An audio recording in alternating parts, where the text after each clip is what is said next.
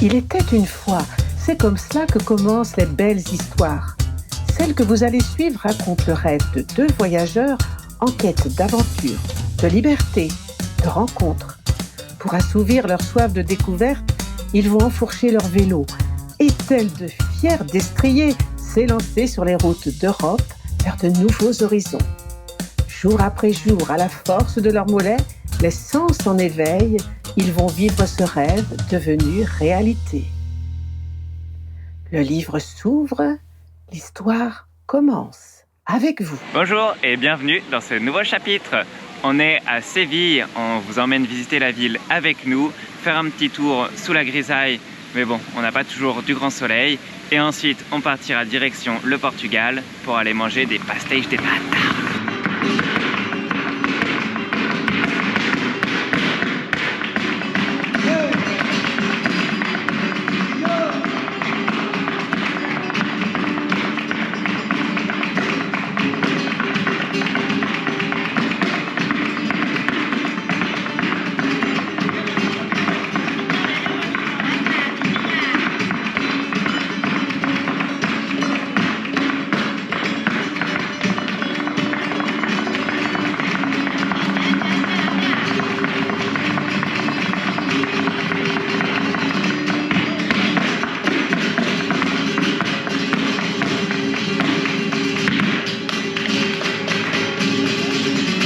Et on commence avec la place de l'Espagne qui a été construite pour l'exposition de 1929 ibérico-américaine.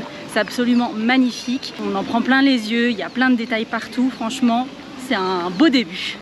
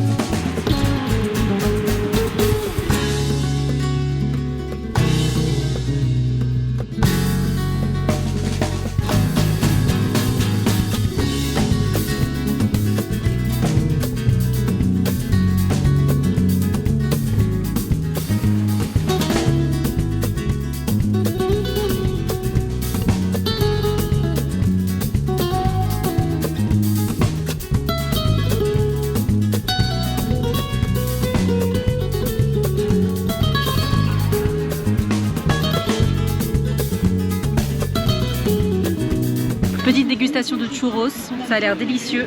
Je sais pas si le chocolat est chaud. Ils n'ont pas exactement la même tête que les churros par chez nous, mais franchement c'est trop bon. Moelleux à l'intérieur, bien croustillant, validé. «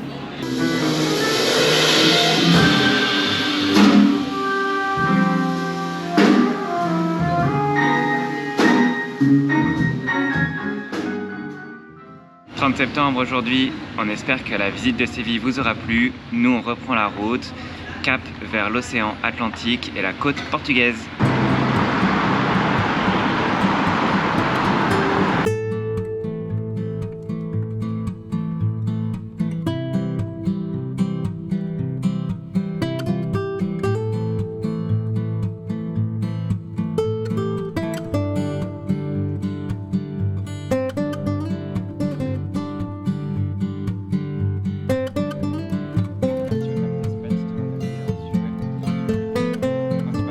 On allait se remettre en route, on vient de finir de pique-niquer. Puis on s'est rendu compte que Morissette, la bicyclette de Mélanie, elle avait le pneu arrière à plat. Donc avant de repartir, hop, on change ça vite fait. Mélanie elle est bien entraînée, normalement ça devrait pas prendre trop longtemps.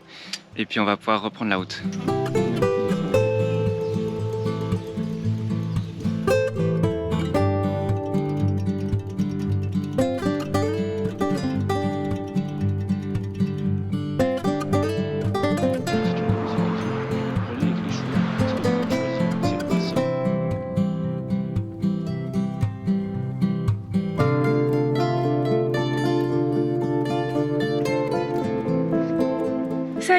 fin de journée, on est bien crevé là, il est quasiment 19h30, on a beaucoup roulé aujourd'hui.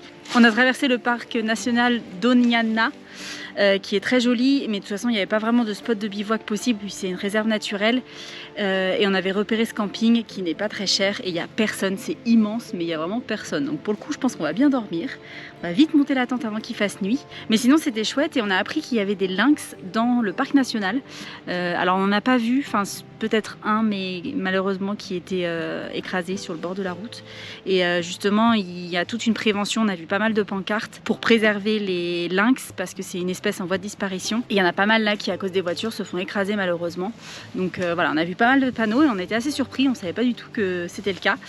Et la com vient de me rappeler que c'est vrai, quand on a plié la tente il y a 2 jours avant d'arriver à Séville, on s'était rendu compte qu'elle était cassée. Il y a un des tubes qui est cassé, donc voilà, va falloir qu'on gère ça. C'est bon, je pense que ça devrait le faire. En fait ça s'était cassé juste là. Et donc on a inversé, mis de la colle, du scotch, le petit morceau de tube qui est fourni avec la tente. Et donc voilà, c'est rafistolé, ça devrait fonctionner. En tout cas, ça devrait nous permettre de pouvoir dormir ce soir.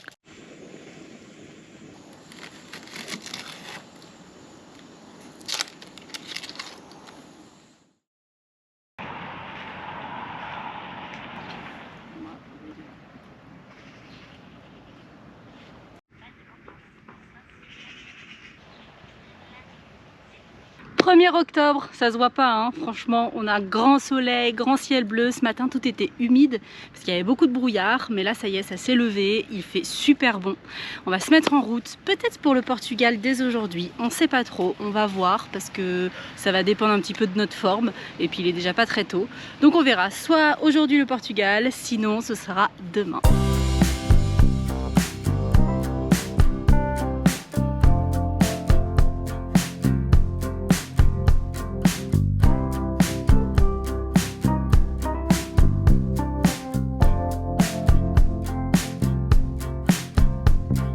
On vient d'acheter ça pour goûter, on en voit partout et à Séville il y en avait beaucoup aussi dans les bars à tapas.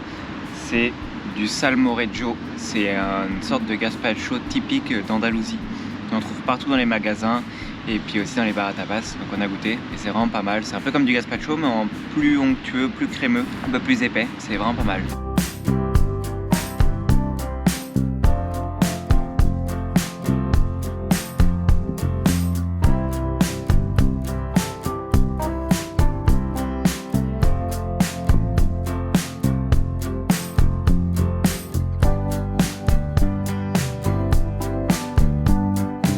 Bon, on avait repéré ce spot qui avait l'air bien sur le papier, mais en pratique, ce qu'on voit juste là, c'est une salle de sport et juste derrière, il y a une sorte de mairie. Donc bon, c'est pas très planqué comme spot. Donc tant pis, on va essayer d'aller voir un peu plus loin ce qu'il en est, si on peut être un peu plus à l'écart. Ou sinon, on a repéré autre chose plus proche de la mer, mais ça nous fait reprendre les vélos pour un peu plus de kilomètres. Bref, on va voir ça. Voilà, on va bien trouver quelque chose.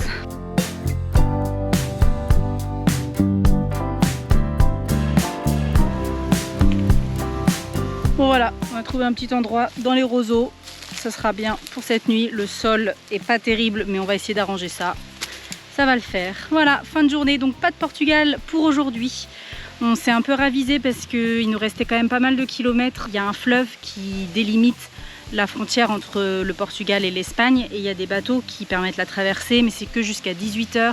On s'est dit que si c'était pour se dépêcher et être pas sûr de l'avoir, ce serait peut-être un peu dommage. Donc voilà, on a pris notre temps. Ça nous fait une plus grosse journée demain avant d'arriver aux alentours de Faro.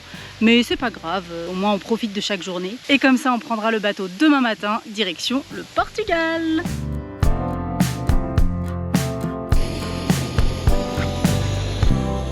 On mange quoi Mélanie ce soir?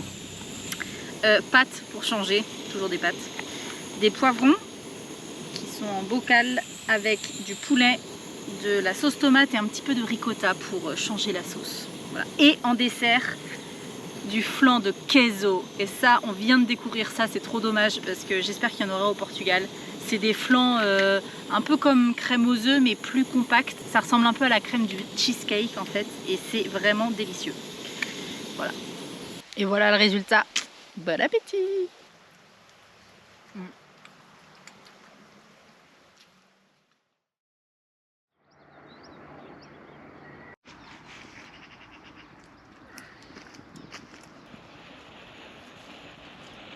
Nouvelle journée, on s'en va vers le Portugal ce matin. Enfin, d'abord il faut qu'on aille prendre le bateau pour aller au Portugal.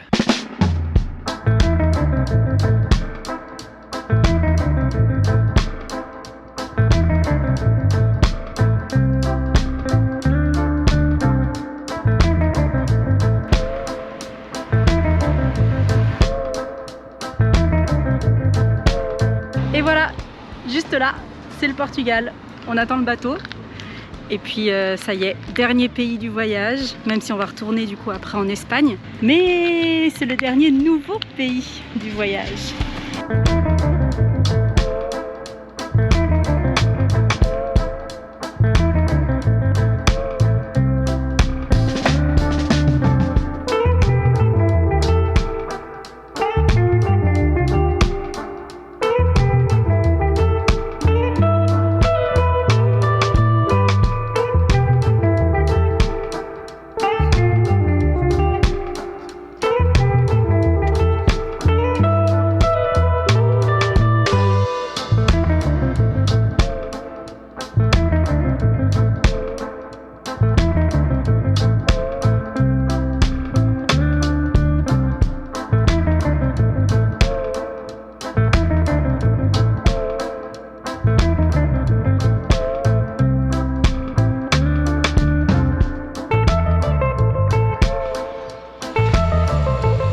Ça y est, arrivé dans notre petit endroit de paradis. Franchement, c'est trop chouette. C'est un petit endroit avec plusieurs appartements en location. Il y a une piscine, il y a une salle de sport, il y a même un billard. Enfin, franchement, ça a l'air vraiment chouette. La dame est super gentille. Elle nous a accueillis avec un grand sourire, tout bien expliqué.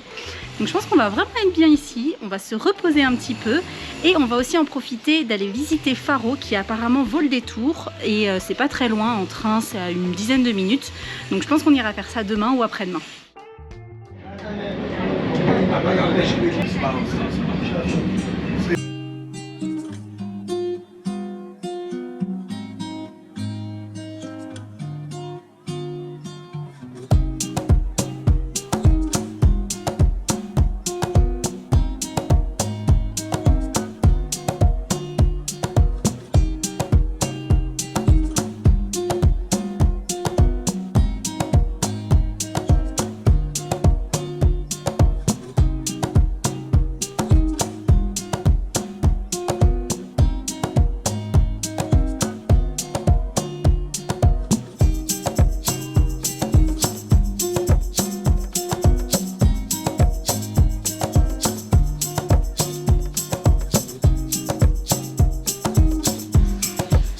Alors ce poulet, il a une grande histoire. C'est du poulet churrasquera, je sais pas trop si ça se dit comme ça. En fait c'est du poulet qui est rôti et il y a des épices piquantes dessus. J'ai un souvenir parce que je suis venue au Portugal 2 fois avec mes parents quand j'étais petite et on mangeait ça et c'était délicieux et donc c'est resté vraiment un peu la Madeleine de Proust. Et donc là on en a trouvé, donc c'est notre repas du soir et j'espère que ça aura le même goût que dans mes souvenirs. Alors... Ah oui, les souvenirs sont là. C'est trop bon. Quelques jours de pause qui nous ont fait du bien. On a pu se reposer les jambes et profiter de la piscine. Faire un peu de montage vidéo aussi parce que ça prend du temps. On reprend la route. On va faire toute la côte de l'Algarve, le sud. On a hâte. À ce qui paraît, c'est encore assez sauvage et assez naturel. Bon, normalement jusqu'à Faro et un peu après, là il y a quand même un peu de côte bétonnée. Mais ensuite, ça devrait être magnifique.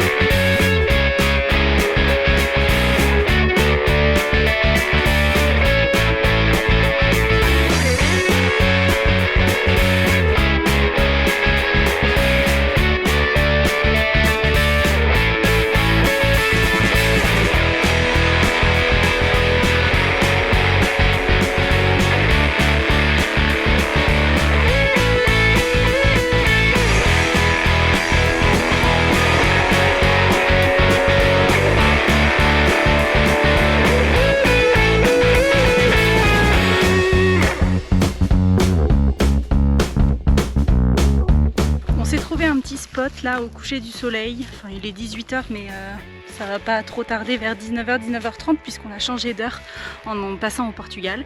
Bon, c'était une chouette journée, on a eu un temps magnifique, vraiment le ciel, il n'y a pas un nuage et pas de vent, donc ça c'est super. On est passé dans la lagune, d'abord un peu comme des marais salants et après une lagune, c'est vraiment joli, sur des passerelles en bois, c'était vraiment sympa, il y avait pas mal de monde vu que c'est dimanche, mais ça circulait plutôt pas mal. Et après c'était un peu plus bétonné quand même, on est passé devant des maisons, des villas, mais disproportionnées, enfin vraiment des trucs immensissimes. Voilà, donc c'était un peu mitigé puisqu'on avait des endroits très beaux, très nature et puis d'autres assez construits et bétonnés. Mais c'était une belle journée. Et donc là on va se poser tranquillement et puis monter la tente pas trop tard parce que le soleil se couche un petit peu plus tôt du coup.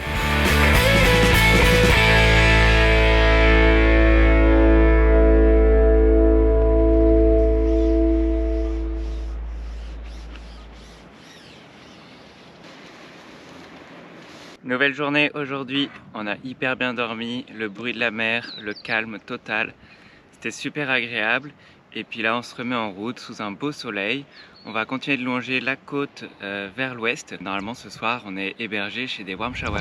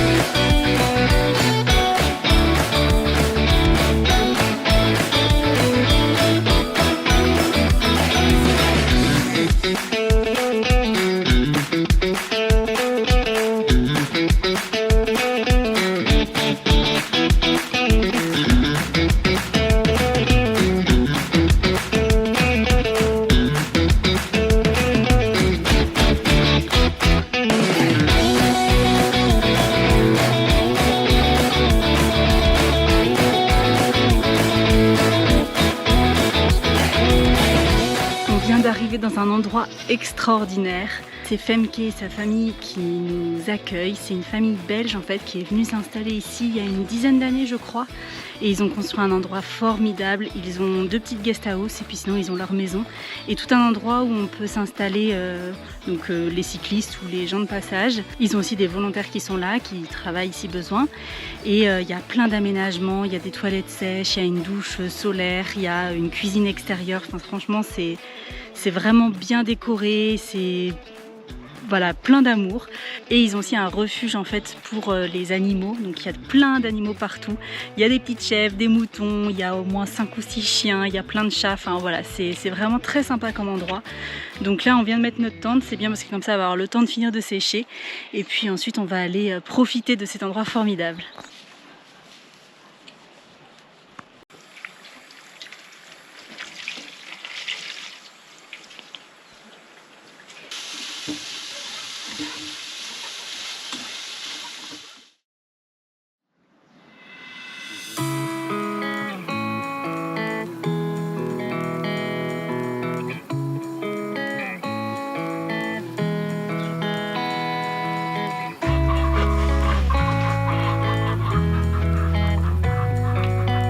On se remet en route aujourd'hui. Bon, c'est un peu dommage, il y a quelques nuages. On espère que ça va se découvrir parce que normalement tout à l'heure on devrait rejoindre le cap Saint-Vincent qui est le point le plus au sud-ouest du Portugal et même du continent eurasiatique à ce qui paraît. Donc on va aller voir ça, on a hâte.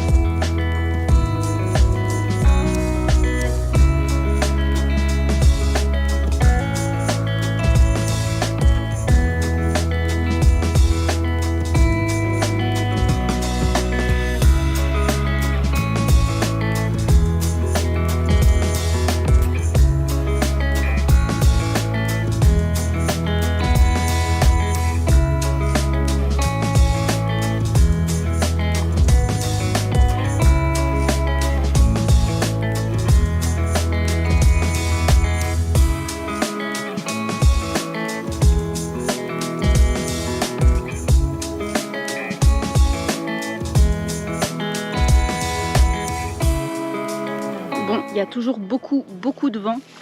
Évidemment pleine poire. Donc là l'idée c'est d'essayer de trouver un spot de bivouac qui va être abrité du vent. Là on est dans une forêt de pins donc on devrait pouvoir trouver un endroit plutôt abrité. Et puis voilà, je crois que c'est les prévisions pour les prochains jours, hein. Va falloir s'y faire.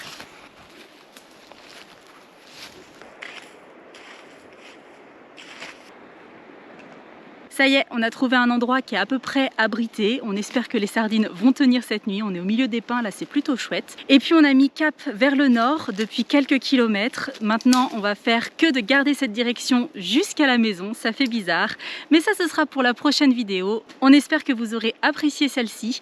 Nous, on va se reposer tranquillement après cette fin de journée très venteuse. N'oubliez pas de vous abonner, ça nous fait toujours plaisir. Et puis on se dit à dans 2 semaines pour la prochaine vidéo. Ciao!